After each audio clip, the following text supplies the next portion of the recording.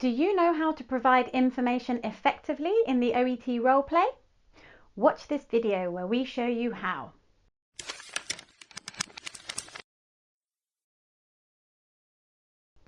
Hello, I'm Jo from SLC, here to help you pass your OET exam. In today's video, we're going to look at one of the clinical communication criteria from speaking, information giving. We will look at what this criterion means and how to improve in this area. Don't forget to check out our website. We've got the perfect OET preparation course for you. Let's get started. What does information giving mean? To score well in this area, you need to find out about the patient's existing knowledge, use pauses appropriately, and invite the patient to contribute to the interaction. Check understanding and discover what information the patient needs. So first up is finding out what the patient already knows. Before proceeding with explanations, it's important to find out what the patient knows already. For example, can you tell me what you know about cholesterol? Would you mind telling me what you know about tetanus? And the patient's response will give you the opportunity to respond in a variety of ways. You should also make sure that you're using pauses appropriately. Using pauses allows the patient's response to guide you in return. For example, I just need to ask you a few questions. Is that okay? Of course. I'm going to explain and show you how to use an inhaler, but first I'd like to talk about what causes asthma. Is that all right? Take a look at this explanation of asthma, where the speaker does not pause. Notice the negative effect. I'm going to explain and show you how to use an inhaler, but first I'd like to talk about what causes asthma.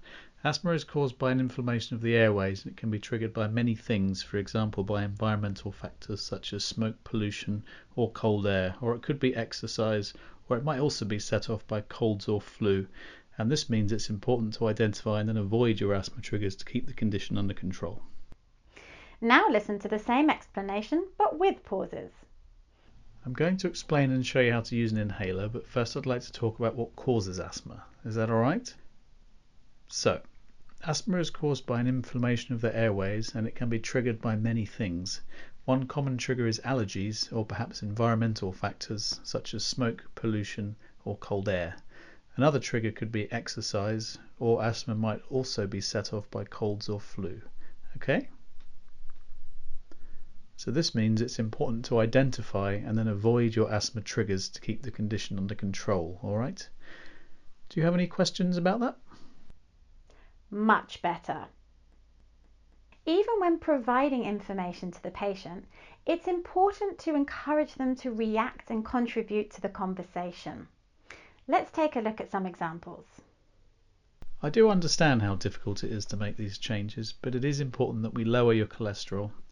Would you be willing to try walking for 5 to 10 minutes during your lunch break? Having a fear of needles is really very common, and I often see how distressing it can be. However, tetanus can be a life-threatening condition, and it really is vital to have a booster after being bitten by a dog. How do you feel about trying? You also need to make sure that you are checking understanding throughout the interaction. Let's look at some examples.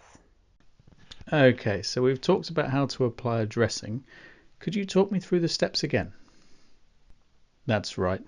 You just need to apply the moisturising cream 3 times a day and apply it again if you can see that your daughter is scratching the area. Do you think you can manage it? I know it can be a lot of information to take in.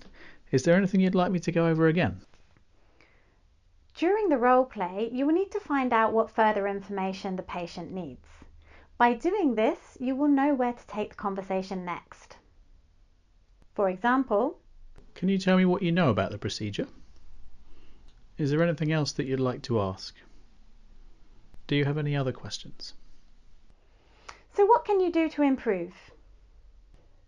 It's important to use your preparation time well so that you can plan where you can find out what the patient knows and what else they need to know. Sometimes nerves can play a factor and candidates may rush through the tasks a little, so it's important to remember to allow for the patient to contribute and react to the conversation. Try to check understanding at various points during the role play, and don't wait until the end to do it in case you run out of time.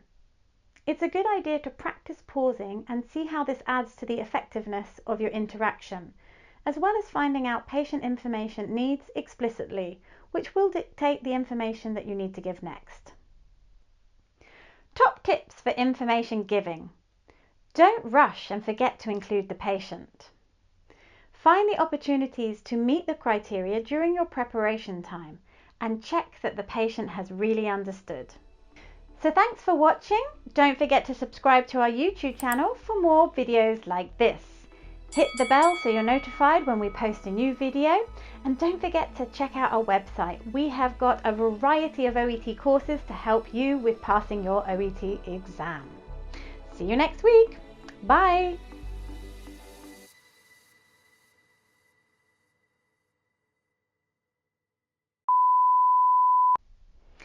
Even when providing information, it's important to the patient. Even when providing information to the patient, it's important to encourage them to. You also need to demonstrate that you are checking information. Nope, checking understanding. For example, don't rush and forget to involve the play. Is that okay? Woo! It was slightly different, but that's not bad.